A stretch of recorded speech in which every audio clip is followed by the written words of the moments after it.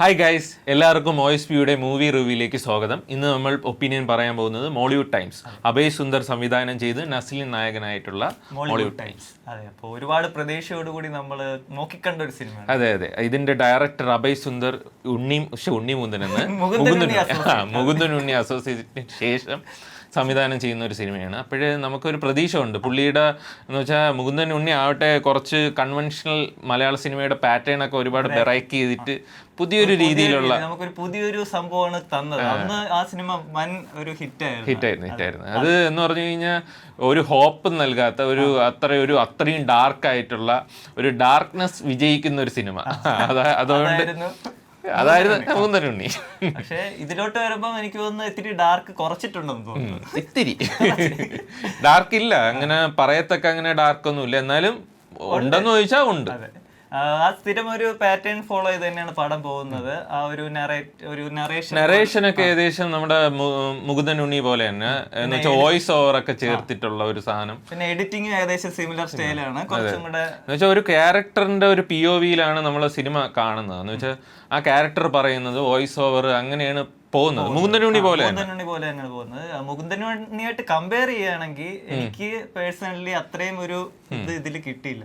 പക്ഷെ പടം ഓവറോൾ എനിക്ക് ഒരു ഓക്കെ എന്നുള്ള രീതിയിലാണ് വന്നത്. എന്തൊക്കെയോ മിസ്സിങ് പോലെയൊക്കെ എനിക്ക് ഫീൽ ചെയ്യുന്നു. പക്ഷെ ഒരു സിനി ഫയലിനൊക്കെ ഇഷ്ടപ്പെടുന്ന രീതിയിൽ എടുത്തോ പോലെ എനിക്ക് ചില സമയത്തൊക്കെ ഫീൽ ചെയ്തത് പോലെയൊക്കെ തോന്നി. എനിക്ക് ഭയങ്കരമായിട്ട് ഇഷ്ടപ്പെട്ടു. എൻ്റെ ഒരു ഇതെന്ന് പറഞ്ഞാൽ മുകുന്ദൻ ഉണ്ണിയേക്കാൾ ഒരു സാധാരണ പ്രശ്നം എന്ന നിലയിൽ അല്ല, എനിക്ക് പേഴ്സണലി അങ്ങനെയാണ്. ഒരു സിനി ഫയലിനൊക്കെ എന്തായാലും ഈ പടം നല്ല രീതിയിൽ ഇഷ്ടപ്പെടും. സാധാരണ ഓഡിയൻസിന് എങ്ങനെയാണെന്ന് എനിക്ക് എന്റെ പേഴ്സണലി വെച്ച് നോക്കുന്നെങ്കിൽ ചിലപ്പോൾ ഇഷ്ടപ്പെടാൻ സാധ്യത കുറവുണ്ടോ എന്നൊരു സംശയമുണ്ട്. കുറച്ച് ലെങ്ത് ഉള്ള പടമാണ് സാധനം. കുറച്ച് എവിടെയൊക്കെയോ കുറച്ച് ലാഗ് ഉള്ളത് പോലെയൊക്കെ എനിക്ക് ഫീൽ ചെയ്തല്ലേ. പിന്നെ എനിക്ക് എന്തോ ഒരു സാറ്റിസ്ഫാക്ഷൻ വന്നില്ല സിനിമ കഴിഞ്ഞപ്പം. പക്ഷെ മൊത്തത്തിൽ എന്നെ അങ്ങനെ വലുതായിട്ട് ബോറൊന്നും പഠിപ്പിച്ചില്ല. എനിക്ക് എന്തോ എവിടെയൊക്കെ ഒരു മിസ്സിങ് ഫീൽ ചെയ്തു. എനിക്ക് പറയാനുള്ളത് ഉല്ലാസിന്റെ ഡയറക്റ്റ് ഓപ്പോസിറ്റ് ആയിട്ടുള്ളതാണ്. കാരണം ഭയങ്കര പടം നല്ല ഗ്രിപ്പിംഗ് ആയിരുന്നു. എന്ന് പറഞ്ഞു കഴിഞ്ഞാൽ എനിക്ക് ഒരു സ്ഥലത്ത് പോലും ബോർ അടിച്ചില്ല. അത്രയും ഗ്രിപ്പിംഗ് ആയിരുന്നു. മ്യൂസിക് ആവട്ടെ പട എന്നൊരു നല്ല ഫ്ലോ ആയിരുന്നു. അങ്ങനെ തോന്നി. അല്ല, സിനി ഫൈൽ ആയോണ്ടൊന്നുമല്ല, എന്തോ ഒരു എനിക്കൊന്നും എൻഗേജ്ഡ് ആയിട്ട് നമ്മൾ പടത്തിലോട്ട് തന്നെ പിടിച്ചിരുത്തി. എനിക്ക് ആ ഒരു പിടിച്ചിരുത്തൊക്കെ വന്നില്ല അധികം. പിന്നെ അല്ല, ഇതില് മൊത്തത്തിൽ നമ്മൾ ടെക്നിക്കലി നോക്കുന്നുണ്ടെങ്കിൽ ഇത് അടിപൊളി പടമാണ്. നസ്ലിൻ ഇതുവരെ ചൂസ് ചെയ്തിട്ടുള്ള വെച്ച് ബെസ്റ്റ് പടം എന്ന് വേണമെങ്കിൽ പറയാം. ഈ ഒരു ആക്ടിങ് പുള്ളിക്കാരും എപ്പോഴും പുതിയത് ട്രൈ ചെയ്യാൻ നോക്കുന്ന ഒരാളാണ്. അതെ, പുള്ളിയുടെ സിനിമയുടെ ഇതുണ്ടല്ലോ, ലൈനപ്പ് തന്നെ പുള്ളി സെലക്ട് ചെയ്യണ സിനിമയൊക്കെ ഭയങ്കര ഡിഫറൻറ്റ്.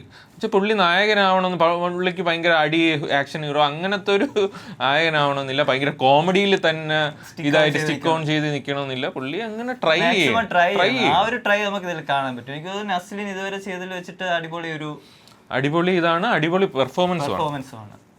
പിന്നെ ഇതിലുള്ള ഓവറോൾ പടം എല്ലാം ടെക്നിക്കലി അടിപൊളിയാണ്, മ്യൂസിക് അടിപൊളിയാണ്. പിന്നെ കുറച്ച് cameo റോൾസ് ഒക്കെ വരുന്നുണ്ട്, അവരൊക്കെ അടിപൊളിയാണ്.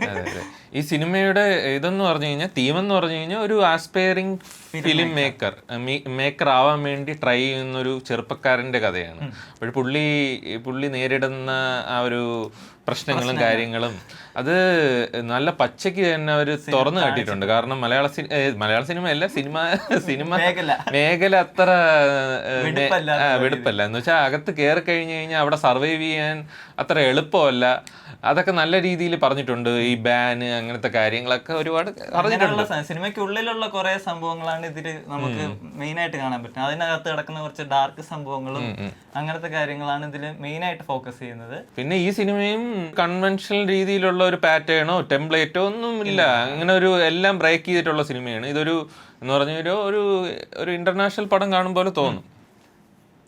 ഇന്റർനാഷണൽ എന്ന് പറഞ്ഞു കഴിഞ്ഞാൽ ഇതിന്റെ എന്ന് വെച്ചാൽ ഒരു മലയാള സിനിമ കാണുന്ന അതേപോലെ അല്ല, ഒരു ഒരു ഇതല്ല എനിക്ക് തോന്നിക്കാത്ത രീതിയിലുള്ള ഒരു സ്റ്റോറി ടെല്ലിംഗ് ആണ്. എഡിറ്റിങ്ങും അങ്ങനെ തന്നെയാണ്. മുകുന്ദൻ ഉണ്ണിയുമായിട്ട് ഒരു സിമിലാരിറ്റി ഉള്ള രീതിയിലുള്ള ഒരു എഡിറ്റിങ്ങും പരിപാടികളൊക്കെ തന്നെയാണ്. ചില സ്ഥലങ്ങളൊക്കെ കാണുമ്പോൾ ഇതിങ്ങനെ ഒരു സിനിമയ്ക്ക് വേണ്ടിയിട്ടുള്ള എഡിറ്റിംഗ് ആണ് ചിലപ്പോൾ തോന്നത്തില്ല.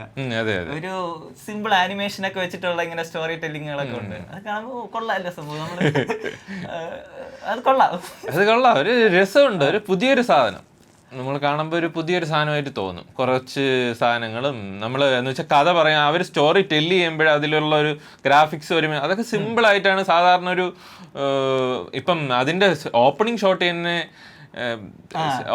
തന്നെ ഒരു സിമ്പിൾ ഒരു സാധനം, നമ്മൾ സിമ്പിൾ ആയിട്ടുള്ള കുറെ കാര്യങ്ങൾ അത് അങ്ങനെ ആരും ട്രൈ ചെയ്യില്ല, ആരും അങ്ങനെ ചിന്തിക്കുമെന്ന് തന്നെ അറിഞ്ഞുകൂടാ, അത്ര സിമ്പിളാണ്.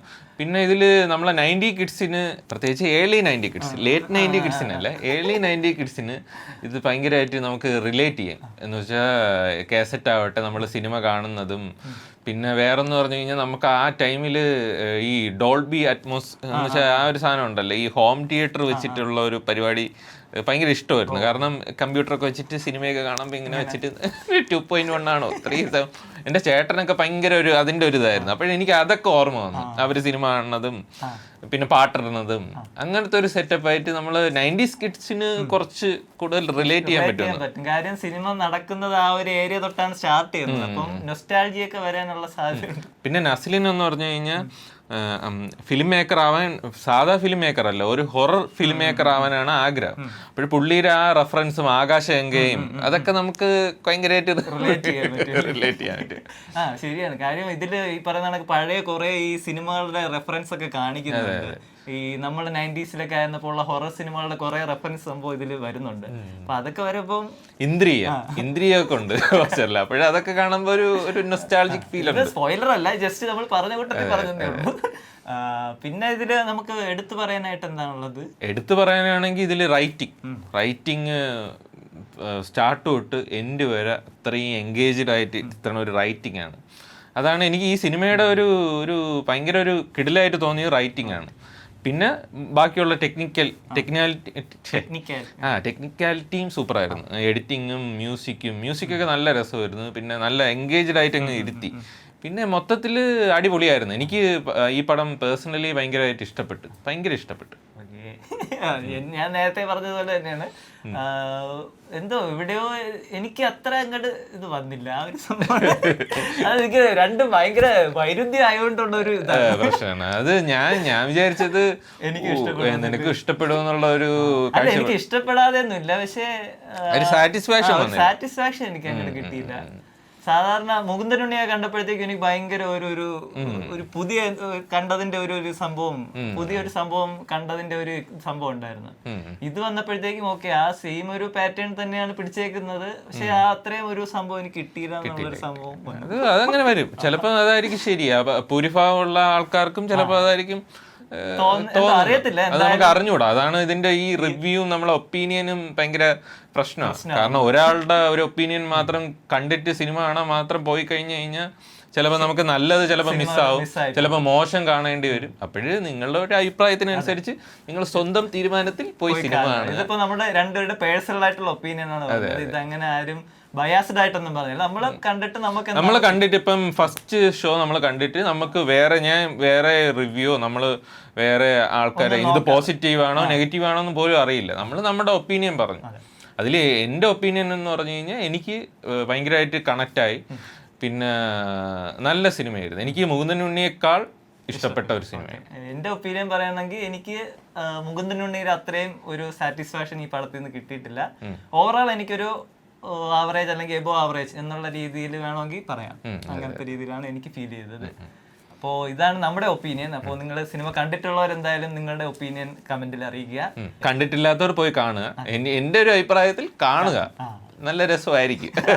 അല്ല, അത് ഓരോരുത്തരുടെ ഇതനുസരിച്ചിട്ടിരിക്കും. നിങ്ങൾ കണ്ടു നോക്കിയിട്ട് നിങ്ങൾക്ക് ഇഷ്ടപ്പെടുന്നോ ഇല്ലേ എന്നുള്ള കാര്യം എന്തായാലും നിങ്ങൾ അറിയാം. അതെ, നിങ്ങളുടെ ഒപ്പീനിയൻ നിങ്ങൾ പറയുക. നിങ്ങൾക്ക് ഉല്ലാസിന്റെ ഒപ്പീനിയൻ ആയിട്ടാണ് ചേർന്ന് നിൽക്കണമെങ്കിൽ ഉല്ലാസിന്റെ കൂടെ നിൽക്കുക. എന്റെ ഒപ്പീനിയൻ ആണ് എന്റെ കൂടെ നിൽക്കുക. പക്ഷെ കണ്ടിട്ടേ പറയാം. നമ്മള് ഒരു പടത്തിനെ ഡീഗ്രേഡ് ചെയ്യണത് ശരിയല്ല. അല്ല, അതാണ് അത് ഒരു പേഴ്സണൽ ഒപ്പീനിയൻ മാത്രമാണ്. നമ്മൾ രണ്ടുപേർക്കും, ഞാൻ വിചാരിച്ചത് ഞാൻ വിചാരിച്ചത് ഉല്ലാസിനും കണക്ട് ആവുമെന്നാണ് വിചാരിച്ചത്, പക്ഷെ എന്റെ ജഡ്ജ്മെന്റ് ഒക്കെ തെറ്റി. അപ്പോൾ നിങ്ങൾക്ക് ഇത് ഇഷ്ടപ്പെടാൻ സാധ്യതയുള്ള ഒരു പടമായിരിക്കും. എന്തായാലും കണ്ടു നോക്കിയാലേ അറിയാൻ പറ്റും. എന്തായാലും നിങ്ങൾ പോയി കണ്ടു നോക്കാം. അതെ, അതാണ് നമുക്ക് ഈ സിനിമയെ പറ്റി പറയാനുള്ളത്. അപ്പോൾ പുതിയൊരു സിനിമയുമായിട്ട് വരുന്നത് വരേക്കും ബൈ.